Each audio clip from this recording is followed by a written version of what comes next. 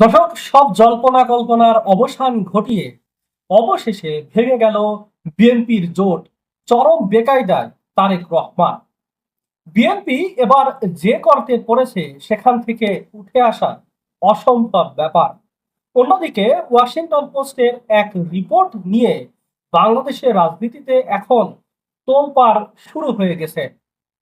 America এখন জামায়াত ইসলামীর সাথে বন্ধুত্ব করতে চাইছে। হঠাৎ কেন ওয়াশিংটনের এই ভুল বদল? কেন তারা বিএনপির চেয়েও জামায়াতকে এখন বেশি গুরুত্ব দিচ্ছে? দর্শক, প্রতিটি প্রশ্নের উত্তর দেব আজকের এই ভিডিওতে। দেখুন, বিএনপির জোট, এই বিএনপির জোট থেকে মাহমুদুর রহমান মান্নার, নাগরিক ঐক্য এবং আসম আব্দুর রবের জেএসডি বেরিয়ে গেছে। তারা অভিযোগ করছে যে বিএনপি তাদের আসনগুলোতে নিজেদের বিদ্রোহী প্রার্থী বসিয়ে রেখে বিশ্বাসঘাতকতা করেছে। বিএনপির 295টি প্রার্থীর মধ্যে 79টি আসনে 92 জন বিদ্রোহী প্রার্থী আছে। এর ফলে এই আসনগুলোতে বিএনপির জয়ের সম্ভাবনা প্রায় শূন্য। সর্বশেষ খবর অনুযায়ী বিএনপি এবার এমন এক গর্তের ভেতরে পড়েছে, রাজনৈতিক বিশ্লেষকরা মনে করছেন এইবার বিএনপি আর এই গর্ত থেকে উঠতে পারবে না। বিএনপি জোটে শুধুমাত্র নুরুল হক নূর, জুনায়েদ সাকি আছে। বাকি সবাই বিএনপি ছেড়ে চলে গেছে। সর্বশেষ তথ্য অনুযায়ী বিএনপি যেখানে মোট 298টি আসনে মনোনয়নপত্র জমা দিয়েছিল, বর্তমানে 295টি আসনে তারা নির্বাচন করছে। কিন্তু এই 295টি আসনের মধ্যে 79টি আসনে বিএনপির মোট 92 জন বিদ্রোহী প্রার্থী আছে। তার মানে 79টি আসন ইতিমধ্যেই বিএনপি হাতছাড়া করে ফেলেছে। শুধু এখানে শেষ নয়, ঋণখেলাপি এবং দ্বৈত নাগরিকত্বের অভিযোগে 4 জনের মনোনয়নপত্র শুনানিতে অর্থাৎ চূড়ান্ত শুনানিতে বাদ পড়েছে। এই 4টি আসনেও বিএনপির কোনো প্রার্থী নেই। অর্থাৎ মোট 83টি আসনে অলরেডি বিএনপির বিজয় হাতছাড়া হয়ে গেছে। জামাত অভিযোগ করছে যে বিএনপি এখন নতুন একটা কৌশল অবলম্বন করছে, ভয়ভীতি প্রদর্শন করা। তারা ইলেকশন কমিশনকে এখন ভয় দেখাচ্ছে, সরকারকে ভয় দেখাচ্ছে। দেশি বিদেশি বিভিন্ন জরিপ এবং আল জাজিরার সর্বশেষ যে রিপোর্টটা, সেই রিপোর্টে বিভিন্ন জরিপে বলা হচ্ছে জামায়াত ইসলামী বিএনপির থেকে অনেক বেশি এগিয়ে গেছে এবং কিছু কিছু জায়গায় সমানে সমান আছে। আর এই জরিপ বিএনপির কাছে চলে এসেছে যে জনগণের ভোটের উপরে আর আস্থা নেই তাদের। জামায়াত এখন অভিযোগ করছে যে বিএনপি এখন অন্যভাবে ক্ষমতায় আসার স্বপ্ন দেখছে। বিএনপি এখন প্ল্যান বি বাস্তবায়নের চেষ্টা করছে। দর্শক, এখন জামায়াতের আসলে কি করণীয়? জামায়াতকে নজরে রাখতে হবে সেই সব জায়গায় যেখান থেকে নির্বাচনের ফলাফল পরিবর্তন হতে পারে এবং সবার গতিবিধি পর্যবেক্ষণ করতে হবে। জামায়াত সহিংসতার জন্য নয়, বরং সহিংসতা রোধ করার জন্য প্রতিটা কেন্দ্রে অন্তত 200 জন ডেডিকেটেড কর্মীকে নিয়োগ করতে হবে।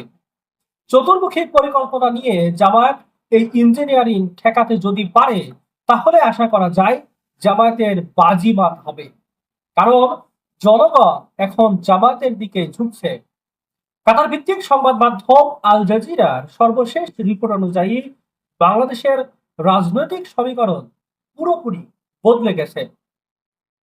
লড়াই এখন শুধু আর আওয়ামী লীগ এবং বিএনপির মধ্যে নেই, বরং মূল প্রতিদ্বন্দ্বিতা হচ্ছে বিএনপি আর জামায়াতের মধ্যে। এছাড়াও ওয়াশিংটন পোস্টের সর্বশেষ রিপোর্ট বলছে যে আমেরিকা মনে করে যে বাংলাদেশের রাজনীতিতে একটা বড় ধরনের পরিবর্তন সংঘটিত হয়ে গেছে। বিশেষ করে 5ই আগস্টের পরবর্তী পরিস্থিতিতে জামায়াত ইসলামীর পারফরমেন্স এবং তাদের সাংগঠনিক শৃঙ্খলা আমেরিকান থিঙ্ক ট্যাঙ্কগুলোকে নতুন করে ভাবতে বাধ্য করছে। তাদের প্রেডিকশন বলছে আসন্ন নির্বাচনে জামায়াত তাদের ইতিহাসের সেরা ফলাফল করতে যাচ্ছে। ওয়াশিংটন পোস্টের বিশ্লেষকরা বলছেন যে জামায়াতের এই উত্থান কেবল আবেগীয় নয়, বরং এর পেছনে আছে সুদূর প্রসারী গ্রাউন্ড রিয়েলিটি। অনেকেই এখন প্রশ্ন তুলছেন যে জামায়াত কি আসলে ক্ষমতায় এলে উগ্রপন্থা চাপিয়ে দেবে, কিন্তু রিপোর্টে একজন বিশ্লেষক বলছেন, আমি বিশ্বাস করি না জামায়াত বাংলাদেশে উগ্রপন্থা চাপিয়ে দিতে পারে। জামায়াতের বর্তমান নেতৃত্বের বড় অংশই ইউনিভার্সিটি গ্রাজুয়েট এবং পেশাজীবী, যা আমেরিকার কাছে একটা ইতিবাচক দিক হিসেবে ধরা হচ্ছে। আটলান্টিক কাউন্সিলের মাইকেল কুগলম্যান মনে করেন, আমেরিকার সবচেয়ে বড় ভয় ছিল বাংলাদেশের রাজনৈতিক অস্থিতিশীলতা, কিন্তু জামায়াতের ইনক্লুসিভ পলিটিক্স বা সবাইকে নিয়ে যে চলার নীতি, সেটার এই ভয়টা কিছুটা দূর করেছে। তিনি আরো বলছেন, যদি আমেরিকার স্বার্থ রক্ষা হয় তবে ওয়াশিংটন হয়তো ভারতের উদ্বেগকে খুব একটা পাত্তা দেবে না। এটি দক্ষিণ এশিয়ার ভূরাজনীতিতে একটা অত্যন্ত ইন্টারেস্টিং মোড়। ওয়াশিংটন পোস্টের রিপোর্টে আরো ইঙ্গিত দেওয়া হচ্ছে যে জামায়াত এখন মেইন স্ট্রিম পলিটিক্সে শক্তভাবে প্রবেশ করেছে। এমনকি মার্কিন ট্রেড রিপ্রেজেন্টেটিভরা জামায়াতের অর্থনৈতিক পরিকল্পনার প্রতিও আগ্রহ দেখাচ্ছে। অন্যদিকে বিএনপির ভেতরে থাকা সমন্বয়হীনতা এবং অভ্যন্তরীণ কোন্দল ওয়াশিংটনকে কিছুটা হতাশ করেছে।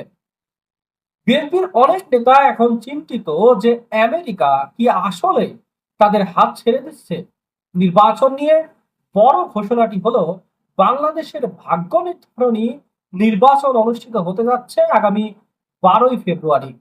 একদিন আগেও নয়, একদিন পরেও নয়। এই নির্বাচনকে ঘিরে বাংলাদেশ একটা চূড়ান্ত মোড় নিতে যাচ্ছে। ওয়াশিংটন পোস্টের এই রিপোর্টে সেই আগাম বার্তারই একটি অংশ বলে মনে করছে রাজনৈতিক বোধধারা।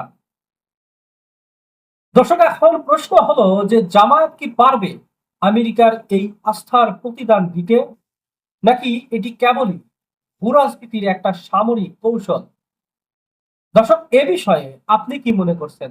আগামী নির্বাচনে কি জামায়াত যে জোট, এই জোটটা কি ক্ষমতায় আসতে যাচ্ছে, নাকি প্রশাসনের যে বিএনপির প্রতি সাপোর্ট, এই সাপোর্টের কারণে বিএনপি ক্ষমতায় আসতে যাচ্ছে? জানিয়ে দিয়ে এই কমেন্ট বক্সে। দর্শক, কোথা থেকে আমার এই ভিডিওটি দেখছেন সেটিও কমেন্ট বক্সে অবশ্যই জানিয়ে দেবেন। দর্শক, আজকের মতো এখানে বিদায় নিচ্ছি। পরবর্তী কোনো ভিডিও নিয়ে খুব শীঘ্রই আপনাদের সামনে হাজির হব। ততক্ষণে চোখ কান খোলা রাখবেন। কোনো অন্যায় অসঙ্গতি দেখলে অবশ্যই প্রতিবাদ করবেন, আর গণভোটে অবশ্যই হ্যাঁ ভোট দেবেন। ইনকিলাব জিন্দাবাদ।